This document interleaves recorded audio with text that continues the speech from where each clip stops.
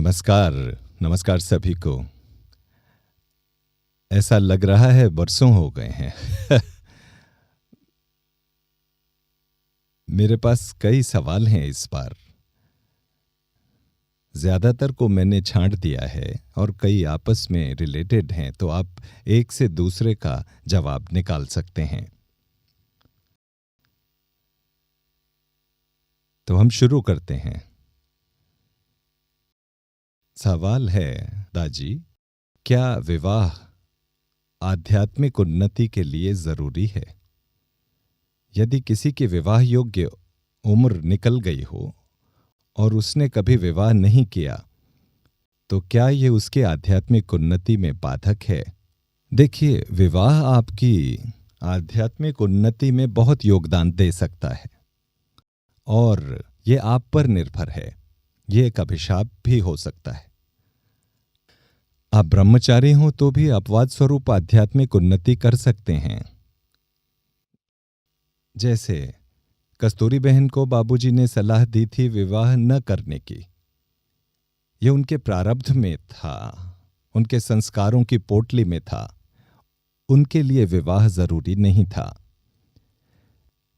लेकिन विवाहित होना यह गारंटी नहीं देता कि आपको आध्यात्मिक सफलता मिलेगी। ये निर्भर है दोनों पर। आप कैसे एक दूसरे के पूरक बनते हैं, आप कैसे आगे बढ़ते हैं समर्पण, स्वीकृति और प्रेमपूर्ण वातावरण बना के। तो ये सब हम पर निर्भर है व्यक्तिगत रूप से। मान लें आप विवाह नहीं करते तो क्या होता है? आपके संस्कार में विवाह था पर आपको उचित साथी नहीं मिल पाया, या विवाह विफल हो गया। ये अपवाद स्थितियां हैं। प्रत्येक का अलग से अध्ययन करना चाहिए। पर वे लोग जवाब जानते हैं खुद ही अच्छे से। ये बताने के लिए गुरु नहीं चाहिए कि आप प्रगति कर रहे हैं या नहीं, या प्रगति करेंगे या नहीं। ये फिर आपकी संवेदनशीलता पर निर्भर करता है।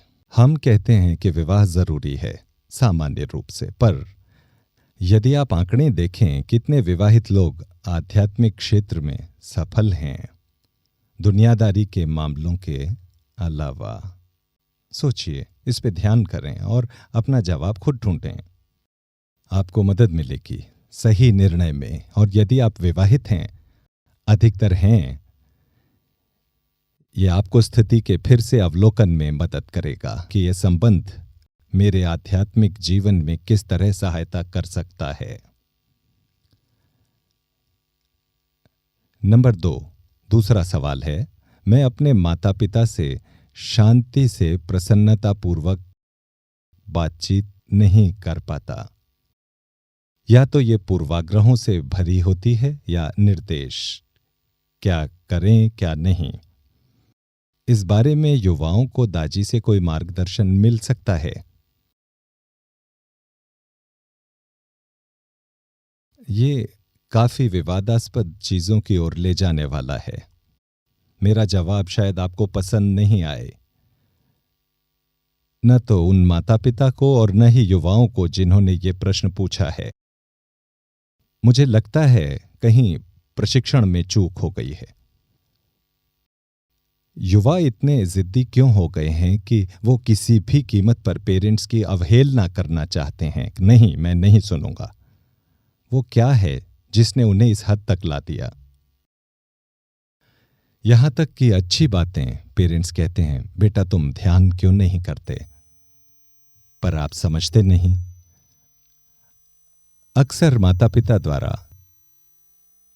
ध्यान करने के लिए इनडायरेक्ट ढंग से उत्साहित किया जाता है, प्रेरित किया जाता है। दबाव नहीं, पीछे नहीं पड़ते, बार बार याद नहीं दिलाते तुम ध्यान करो वरना जड़मती बन जाओगे। नहीं, ये तरीका गलत है। एक निष्ठावान अभ्यासी की मान्यताएं एक दिन में ही विकसित नहीं होती। न ही हम किसी में इसकी अपेक्षा पहले दिन से कर सकते हैं। सहज मार्ग में विश्वास जरूरी नहीं है। हार्टफुलनेस वे में शुरू में विश्वास की अपेक्षा नहीं की जाती।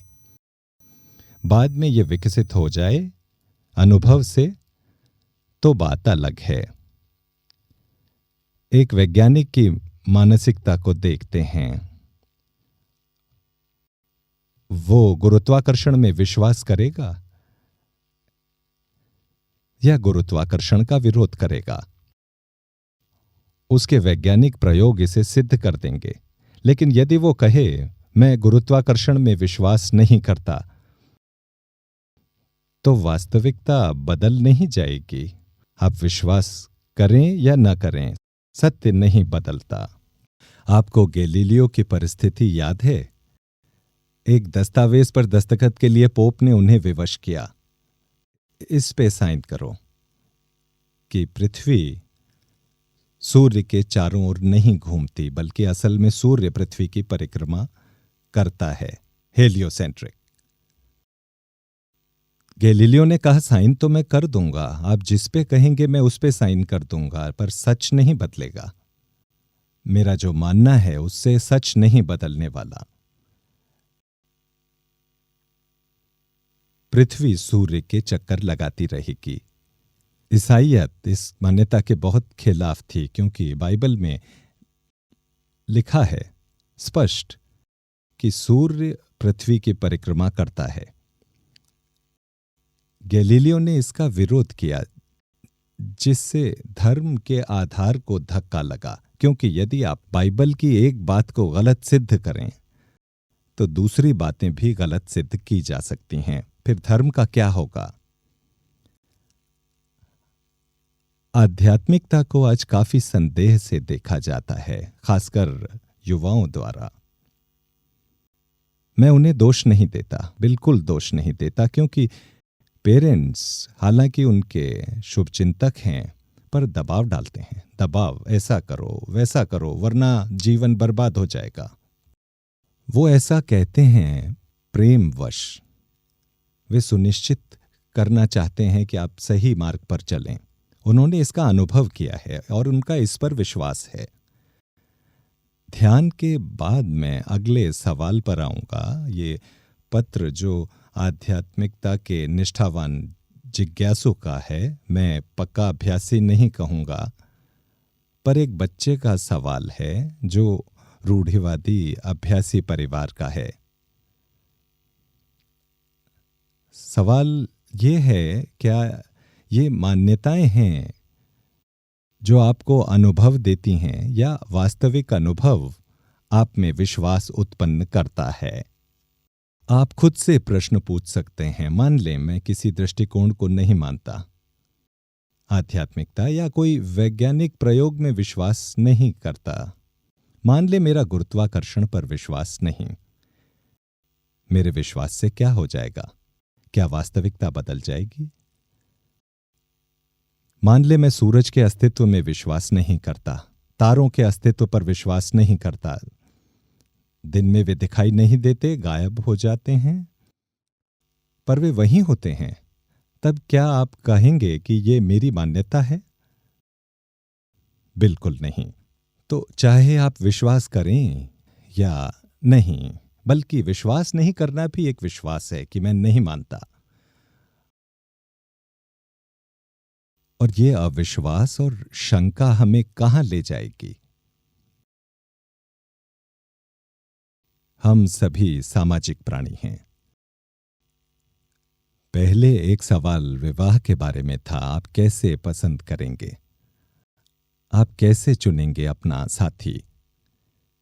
कैसे विश्वास करेंगे कि यही मेरा पति या पत्नी है?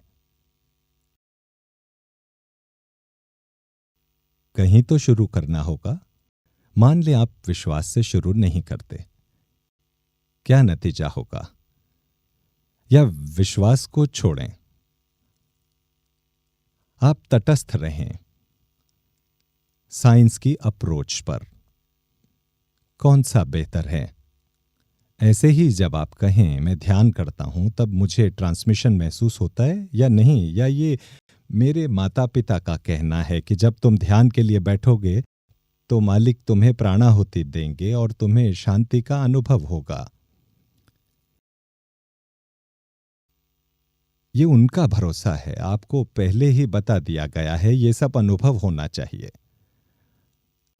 तो पेरेंट्स के लिए सबसे बेहतर होगा कि अपने अनुभव शेयर नहीं करें। बाबूजी लोगों को रोकते थे, अभ्यासियों को अपने अनुभव आपस में डिस्कस नहीं करने चाहिए। उनका माइंड प्रभावित हो जाएगा और वे अपेक्षा करने लगेंगे कि मुझे भी कुछ स्पंदन अनुभव होना चाहिए, दूसरे बिंदु पर या 13वें बिंदु पर या और कहीं, या मेरी ऐसी आध्यात्मिक अवस्था होनी चाहिए। आप ऐसी बातें परिपक्व अभ्यासियों से कर सकते हैं जो ये समझते हों कि ये इस आदमी का अनुभव है और जरूरी नहीं कि मुझे भी ऐसा ही अनुभव हो। बाद में मुझे ऐसा अनुभव हो सकता है और नहीं भी, यह अलग बात है। लेकिन वो इंसान जो अभी ध्यान करना शुरू कर रहा है, उसे आप कहें कि अरे आपको ये अनुभव होगा या वो, आप विचार रहित हो जाएंगे, आप समाधि की स्थिति में होंगे, वो उम्मीद करने लगेंगे। इसे उनकी अपनी खोज बन जाने दें, उन्हें आनंद लेने दें अपनी खोज का। मैंने ये देखा है, इन दिनों मैं अक्सर अपनी पोती का उदाहरण देता हूं। उसने अभी अभी खेल सीखा है, लुका छिपी का।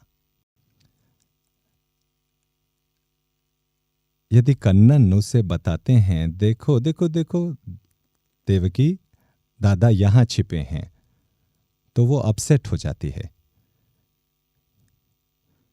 क्योंकि वो खुद दादा को खोजना चाहती है। और मैं लोगों को दोष नहीं देता, खासकर युवाओं को, जब वो कहते हैं चाहे जो हो, जो कुछ भी हो, उसे हमारी अपनी खोज बनने दें। आप हमें निर्देश दे सकते हैं, ये करो वो करो, शायद आप प्रेरित कर सकते हैं उदाहरण से, पर लगातार उकसाते रहना कि तुम्हें ये करना चाहिए या वो, इससे नाराज हो जाएंगे और एक दिन कहेंगे भाड़ में जाए ध्यान, मुझे नहीं करना ध्यान। ये लोग मुझे कितना परेशान करते हैं। मैंने एक परिवार को देखा है, वैसे तो ऐसे कई हैं मैंने देखा है, पर मुझे खास तौर पर याद है, उनके बच्चों के साथ उनके संबंध को सही करने में मुझे लगभग 3 से 4 साल लग गए थे। अब वो ठीक हैं। माता पिता बचपन से ही बच्चों को कहते थे, तुम चारी जी का आदर किया करो, तुम्हें ध्यान करना चाहिए, तुम्हें प्रणाम करना चाहिए।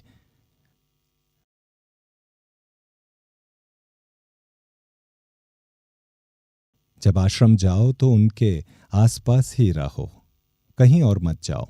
लेकिन उस उम्र के बच्चे 12, 13, 15 साल के अपने ढंग से समय चाहते हैं। खेल के मैदान में वो स्विमिंग पूल जाना चाहते हैं, मूवी देखना चाहते हैं। मनोरंजन का उनका अपना तरीका है।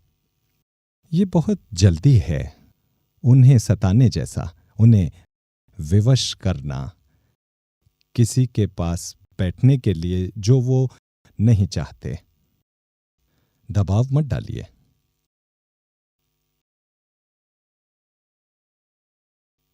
आप एक्चुअली उन्हें दूर कर देंगे। सो प्रतीक्षा करें धैर्य से। वो देखेंगे मेरे माता पिता ने कभी दबाव नहीं डाला ध्यान के लिए। क्यों? कुछ बच्चों की ये शिकायत होती है, मेरे पेरेंट्स कितने गलत हैं, उन्होंने कभी मुझे ध्यान को नहीं कहा। तो इसका उल्टा पहलू भी है। आप कैसे इन दोनों को बैलेंस करेंगे? बच्चे जब बड़े हो जाते हैं और खुद माता पिता बनते हैं, तब भी वो अपने माता पिता की सलाह का मतलब समझ पाते हैं, लेकिन तब तक बहुत देर हो जाती है। जब उनके बच्चे हो जाते हैं और उसके बाद वो ध्यान करना चाहते हैं, तो मैं सोचता हूं बहुत देर हो चुकी है। मेरे हिसाब से जल्दी हो तो बेहतर है, पर बच्चे को धकेल नहीं सकते। हमें परिस्थितियां बनानी होंगी, उन्हें प्रेरित करना होगा अच्छी कहानियों से, स्वयं उदाहरण बनकर सर्वोत्तम को शेयर करें। उन पर जबरदस्ती करें या अपनी मान्यता को मानने के लिए विवश करें। तो आज के बच्चे खासकर विद्रोह कर सकते हैं और हर चीज के लिए वो कहेंगे, ओ मैं बदला लूंगा। उनके अवचेतन मन में जमा होता रहता है। आपके प्रति सम्मान के कारण वो लड़ेंगे नहीं, आंखें बंद करके बैठ जाएंगे, पर वास्तव में वे खुद को तकलीफ दे रहे हैं। उनकी दशा बद से बदतर और बदतर होती जाती है। मुझे अक्सर ऐसे अनुरोध मिलते हैं कि मेरे बच्चे ने 15 वर्ष पूरे कर लिए हैं, ध्यान के लिए तैयार है। पहले ये उम्र सीमा 18 वर्ष थी ध्यान शुरू करने के लिए। विशेष परिस्थिति में हम कभी कभार 16 या 17 साल में अनुमति देते थे। इसे अब हमने 15 वर्ष कर दिया है। फिर भी वे इसे कम करना चाहते हैं। बच्चों पे दबाव डालते हैं। 12, 13, 14 साल के दाजी से बात करो, उन्हें लिखो, क्या तुम ध्यान कर सकते हो? वे वास्तव में प्रशिक्षकों को भी तंग करते हैं। मेरा बच्चा 14.5 साल का हो गया है, वो ध्यान क्यों नहीं कर सकता?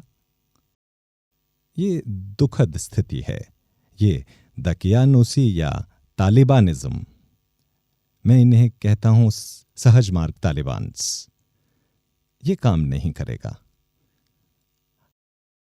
आपको उदाहरण पेश करना होगा प्रेम से, अपने जीवन से उन्हें बताएं कि ये आपके लिए काम का है और उनके भी काम आ सकता है। कभी डिमांड मत कीजिए कि उसे माने जो आप कर रहे हैं। उन्हें अपने स्वयं के व्यक्तिगत अनुभव पर निर्भर होने और अपनी आस्था बनाने दीजिए। वो कायम रहेगी हमेशा के लिए। उन पर जानकारी और मान्यताएं लादना बहुत सतही होगा और उनकी रुचि के विपरीत। इससे उनका बहुत नुकसान होगा, फायदा नहीं। आप डिस्कस कर सकते हैं, विश्लेषण कर सकते हैं वैज्ञानिक प्रयोग की तरह, पर कभी अपने विचार न थोपें कि तुम्हें ये करना है या वो करना चाहिए और इसी तरह की चीजें। अगला सवाल है गाइडेंस 7वें उसूल के अभ्यास के लिए। कई लोग हैं जिनके लिए यह बड़ा मुश्किल है प्रतिशोध की भावना हटाना। सबसे पहले हम देखें कि ये नियम क्या है। यह है, यदि आपको किसी से कोई तकलीफ पहुंचे तो बदला लेने की इच्छा न करें, बल्कि सोचें ये ईश्वर की ओर से है और धन्यवाद दें।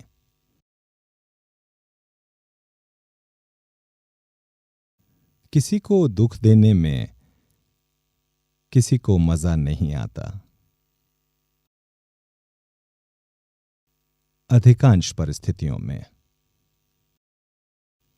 क्यों कोई व्यक्ति किसी खास को ही निशाना बनाता है और आप सोचते हैं कि अमुक व्यक्ति अकारण ही आपके खिलाफ बुरा कर रहा है।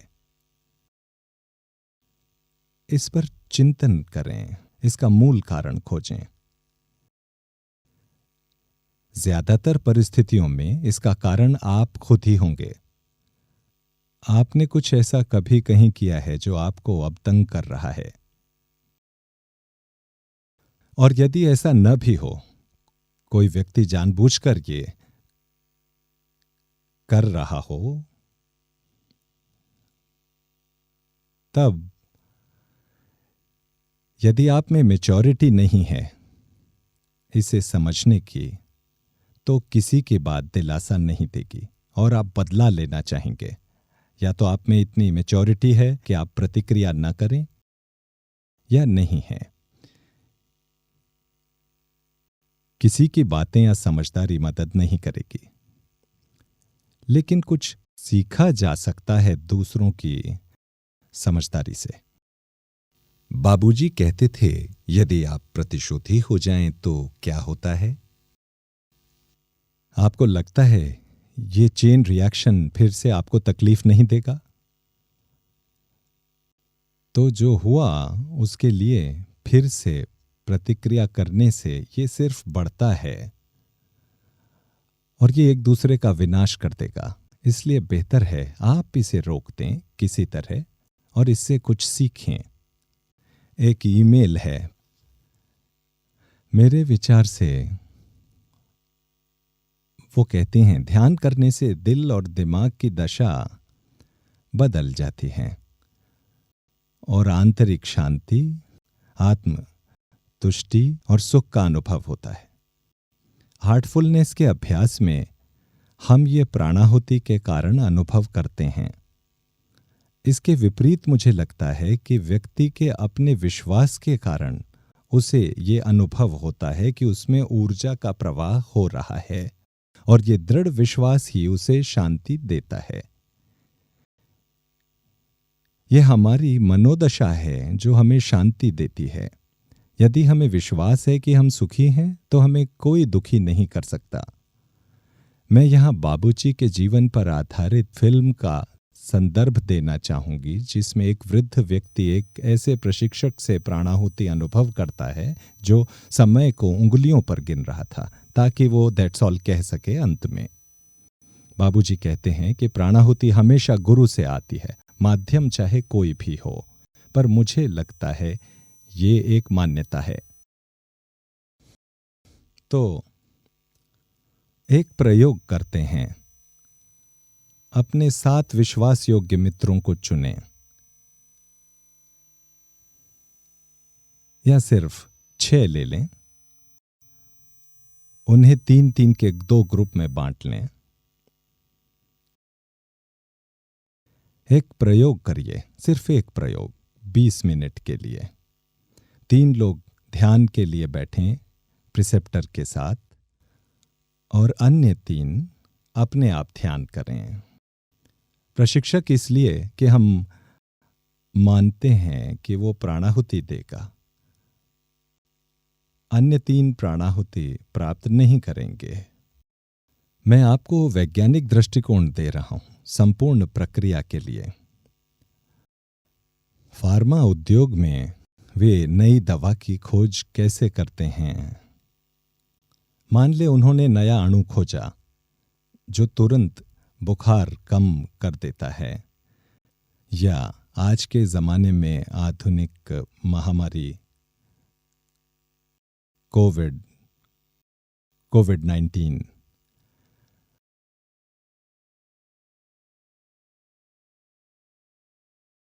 मान लें आप कोविड का वैक्सीन या दवा देते हैं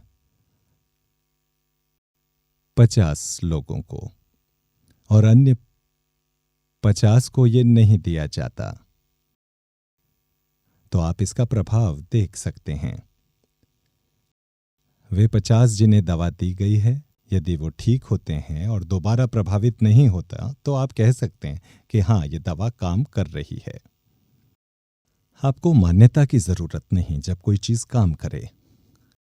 प्राणाहुति के बारे में भी आपको मानने की जरूरत नहीं, बल्कि मैं कहूंगा कि आप कोई विश्वास न रखें शुरू में। यह विश्वास आपके व्यक्तिगत अनुभव का परिणाम होना चाहिए। आप कैसे इस निष्कर्ष पर पहुंचेंगे कि इस प्राणाहुति के कारण आप किसी खास मनोदशा को प्राप्त करेंगे? उस मनोदशा को कैसे मापेंगे? और आप इसे दोहरा सकते हैं बार बार। उदाहरण के लिए विज्ञान में हम कहते हैं कि पानी 100 डिग्री सेंटीग्रेड तापमान पर उबलता है। यह फैक्ट है कि पानी हमेशा 100 डिग्री के तापमान पर उबलता है। पर सोचिए, ऐसा है क्या? आप पहाड़ों पर रहेंगे तो पाएंगे कि ऐसा नहीं है। पहाड़ों पर यह कम तापमान पर उबलता है, इसलिए खाना ठीक से पक नहीं पाता और उसे पकाना होगा कुकर में। Pressure cooker. इसी तरह पानी जम जाता है 0 डिग्री पर यदि आप इसमें नमक मिलाते हैं तो वो नहीं जमता 0 डिग्री पे। आपने प्रकृति बदल दी पानी की।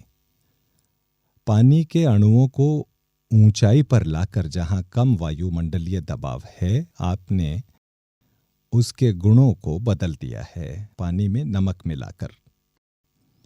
इंसान के तौर पर जब हम कुछ ग्रहण करते हैं, जैसे इस परिप्रेक्ष्य में प्राणाहुति,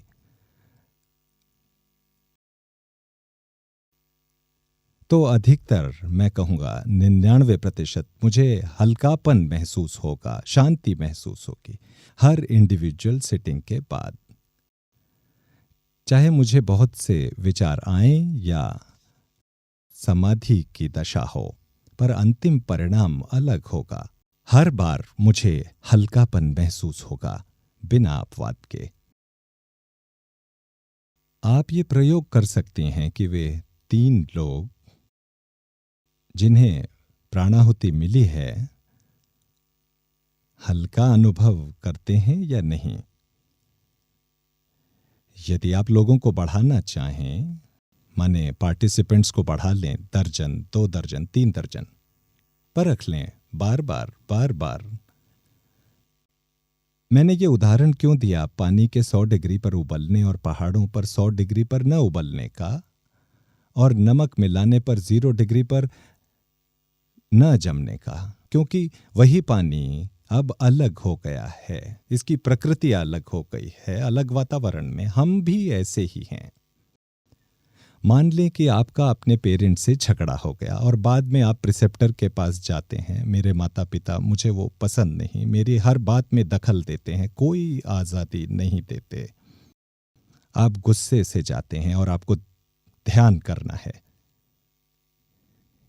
क्या लगता है ध्यान का अनुभव कैसा होगा? इसके विपरीत मान लीजिए आप परीक्षा में पास हो गए अच्छे से, आप बहुत खुश हैं। आप कहते हैं, ओ मैं जाकर ध्यान करती हूं, मैं बहुत खुश हूं। तो आपका अनुभव अलग होगा, क्योंकि दोनों परिस्थितियों में आपकी मनोदशा अलग है कि आपको एक बिल्कुल अलग व्यक्ति बना देती है। हालांकि आप सुनैना हैं, पर आपके अंदर कुछ बदला हुआ है, आपकी पर्सनैलिटी बदल गई है किसी परिस्थिति में, और दूसरी परिस्थिति में आप कुछ और हैं। जो भी हो, इस प्रयोग को करें और देखिए कि क्या ये प्राणाहुति वास्तव में काम कर रही है या ये वास्तव में है किसी ऊर्जा के रूप में। मैं उसे ऊर्जा नहीं कहूंगा, ये ऊर्जा से परे है। आप पूछ सकते हैं ऊर्जा से परे क्या हो सकता है, तो इसके स्रोत के बारे में सोचें। ऊर्जा गतिशील है, प्रवाहित होती है। हालांकि मैं कई सालों से ध्यान कर रहा हूं, पर जब मैं अमेरिका गया तो मुझे लगा कि क्या बाबूजी महाराज मुझे प्राणाहुति दे पाएंगे, और क्या मैं अमेरिका में रहते हुए इसे प्राप्त कर पाऊंगा इतना दूर। अनुभव ने इसे अनेक बार सिद्ध किया कि दूरी से कोई फर्क नहीं पड़ता।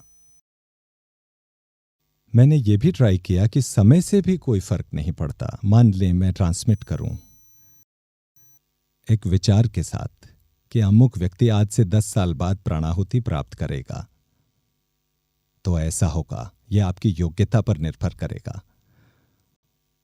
और वो क्या है जो एक प्रिसेप्टर को, ट्रांसमीटर को दूसरे से अलग बनाता है? आदर्श रूप से प्राणाहुति एक ही काम करती है हर हाल में, पर उसका प्रभाव हर व्यक्ति अलग अलग तरह से अनुभव करता है।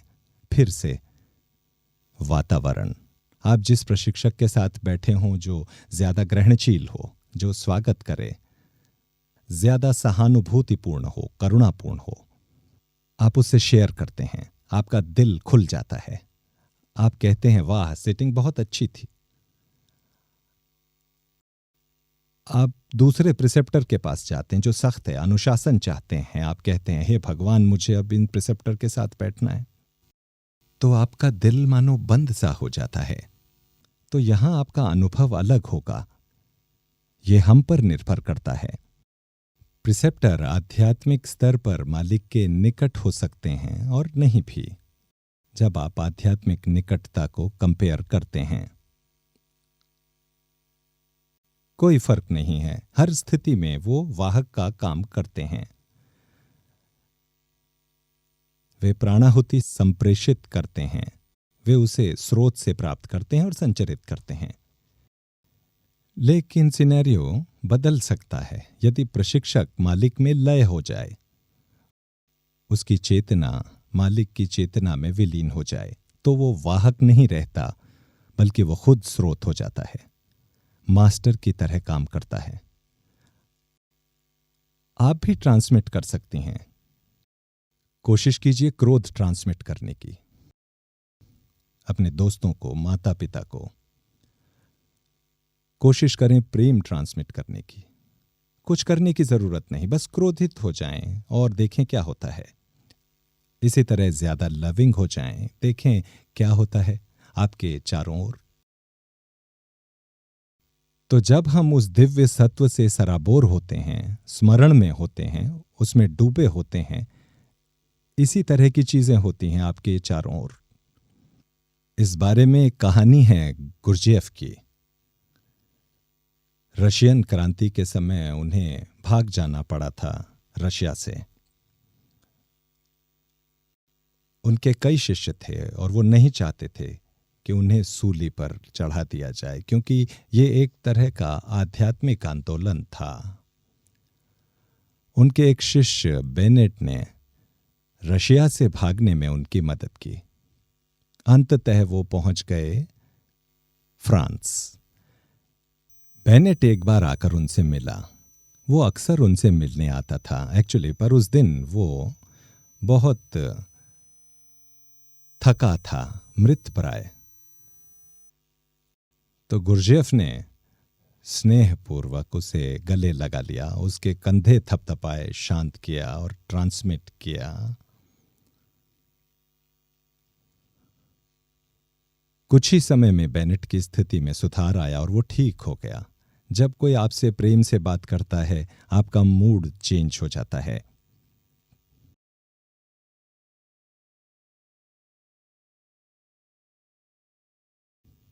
तो बेनेट उस समय गुरजेफ को देख रहा था।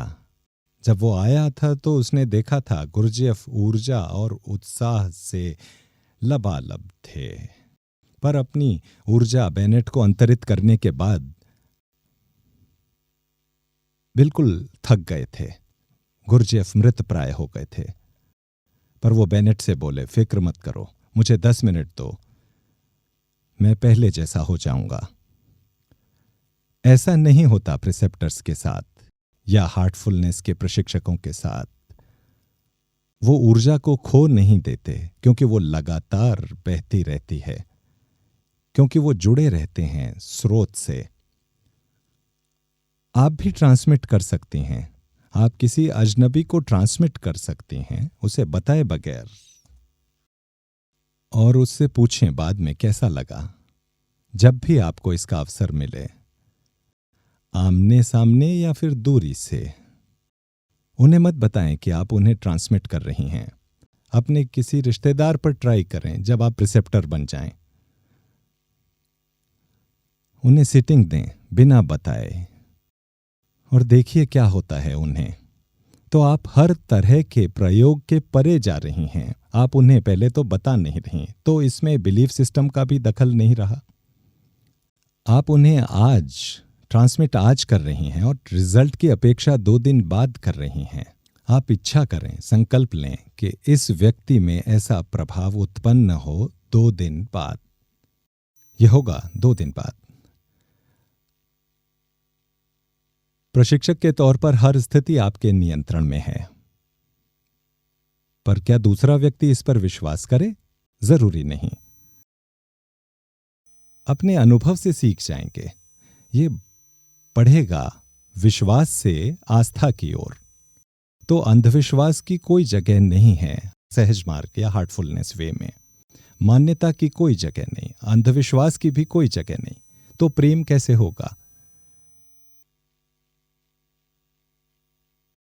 प्रेम तब होगा जब आपने स्वाभाविक रूप से, अत्यंत सहज रूप से आस्था विकसित कर ली। और आस्था विकसित होगी नेचुरली आपके अपने अनुभव से, और धीरे धीरे आप उस अवस्था में होंगे जहां आप समर्पण करेंगे ईश्वर को। हाँ मेरे ईश्वर, अब मैं आपको समर्पण करता हूं, आप जो चाहें वही हो, मैं स्वीकारता हूं, जो कुछ भी हो, प्राणाहुति हो या नहीं। इन प्रयोगों से हम दिन ब दिन गुजरते हैं रोजाना, लेकिन आपको कितने प्रयोग करने हैं? मैं तो इन अनुभवों से थक गया हूं। मैं तो कहता हूं, हे ईश्वर, कम से कम मेरे मामले में इन अनुभवों को विराम दें। बहुत सारे हैं, आप रोज के नए अनुभवों से थक जाते हैं। खैर, ये तो मेरी दुखद कहानी है। आगे वो लिखती हैं, दूसरा मैं ये बताना चाहती हूं मैं ध्यान कैसे करती हूं। मेरा ये मानना है कि हमें आत्मनिर्भर होना चाहिए, ऑफ कोर्स। इसलिए मैं प्रकाश के अज्ञात स्रोत पर ध्यान करती हूं। यह भी ठीक है, मैं उस पर अभी शोध कर रही हूं। अज्ञात को खोजने की मुझे अच्छा लगा। और खुद पर गुरु की जरूरत क्यों है जब हम खुद ये कर सकते हैं? आपको कैसे मालूम हुआ कि प्रकाश के स्रोत पर ध्यान करना है, ज्ञात या अज्ञात? किसी ने कहा ना। खुद का मार्ग खोजें। आप जो प्रयोग कर रही हैं वो सहज मार्ग है। पशु नहीं होना चाहती आपके शब्दों में आप फिर लालाजी को उद्धृत कर रही हैं। लालाजी कहते थे पशु होने के बारे में, मतलब गाय या भैंस की तरह अपनी मान्यताओं के खूंटे से बंधा आदमी। मान्यताएं जो अंधविश्वास हैं, मान्यताएं जो व्यक्तिगत अनुभव और व्यक्तिगत आस्था पर आधारित नहीं हैं। अंधविश्वास पशु के जैसे होना है। हम सहज मार्ग में आस्था के बिना मालिक का अनुसरण नहीं करते। आस्था के बिना आप कितना रुकेंगे? बगैर विश्वास के तो कोई शादी भी एक हफ्ते नहीं टिक सकती। यदि आपको दूसरे व्यक्ति पर प्रेम या भरोसा न हो, आप एक साथ रह सकते हैं जीवन भर एक ही छत के नीचे। दुनिया आपको एक विवाहित जोड़े के रूप में पहचानेगी, पर एक दूसरे पर फेथ के बगैर, प्रेम के बगैर। मूल चीज जिससे आस्था बनती है वो है भरोसा। भरोसा आपके अनुभव की उपज है, आपका संवाद अपने आंतरिक स्व से, विवाह में दूसरे व्यक्ति के साथ। तो पशु बनने या न बनने का अर्थ हठधर्मी होना या न होना है। धर्म का पालन करना बिना आस्था के पशु बनने के समान है। इसी तरह गुरु, इसी तरह शास्त्र। बगैर समझे किसी का अनुसरण करना, जैसे एक भेड़ दूसरी भेड़ के पीछे, यह अच्छी बात नहीं है। यह व्यक्तिगत होनी चाहिए। भले ही मेरे माता पिता मुझे कुछ करने को कहें, मैं वो करता हूं क्योंकि उन्होंने कहा है, पर वो मेरा अपना अनुभव होगा। मैं किसी का अनुभव उधार नहीं ले सकता, तकनीक उधार ले सकता हूं, किसी की कार्य प्रणाली उधार ले सकता हूं, किसी से कुछ उत्तम विचार ग्रहण कर सकता हूं, उस पे मनन कर सकता हूं। जब हम गीता पढ़ते हैं तो क्या इसे महज पढ़ लेना ही काफी है? यह काफी नहीं है। मुझे इसका अर्थ समझना होगा। भगवान श्री कृष्ण क्या कहना चाहते हैं और ये मेरे जीवन के लिए कैसे प्रासंगिक है, तभी मैं उस ज्ञान का लाभ उठा पाऊंगा, उसे लाभकारी बना पाऊंगा मेरे लिए। तो ये खुद पर निर्भर करता है कि वो पशु बनना चाहता है या नहीं? आप पशु तभी बनते हैं जब आप कट्टरता अपनाते हैं। आप प्रबुद्ध बनते हैं जब खुद अनुभव प्राप्त करते हैं।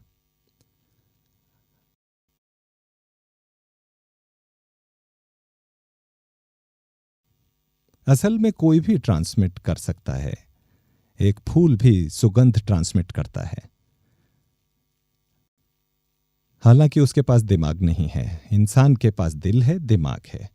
वो चाहे तो क्रोध ट्रांसमिट कर सकते हैं, चाहे तो प्रेम ट्रांसमिट कर सकते हैं, चाहे तो उदारता ट्रांसमिट कर सकते हैं, दयालु हो सकते हैं।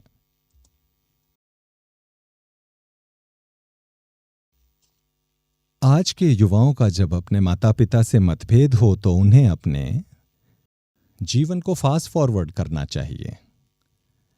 एक पल के लिए कल्पना करें कि आप स्वयं माता पिता या दादा दादी के रूप में हैं। आप कैसे रिएक्ट करेंगे यदि आपका बच्चा आप ही की तरह बर्ताव करे? बस इस बात पे सोचें।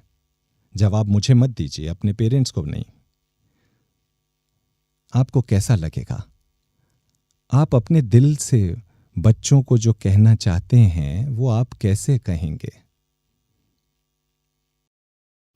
बहुत मुश्किल है। पेरेंट्स के रूप में ये बहुत मुश्किल है और बच्चे के रूप में भी आजकल ये बहुत मुश्किल है। बहुत सी मांगें हैं। ऐसा भी समय था, मैं कहूँगा करीब 70-80 साल पहले, जब पिता अपने बच्चों को सिखाता था उदाहरण के जरिए। यदि वो बढ़ई था तो बच्चा बढ़ई का काम सीखता, सुनार था तो बच्चा सुनार का काम सीखता। परंपरा चलती रहती। पुरानी पीढ़ी पर काफी निर्भरता होती थी। आजकल ये अंतर नहीं है।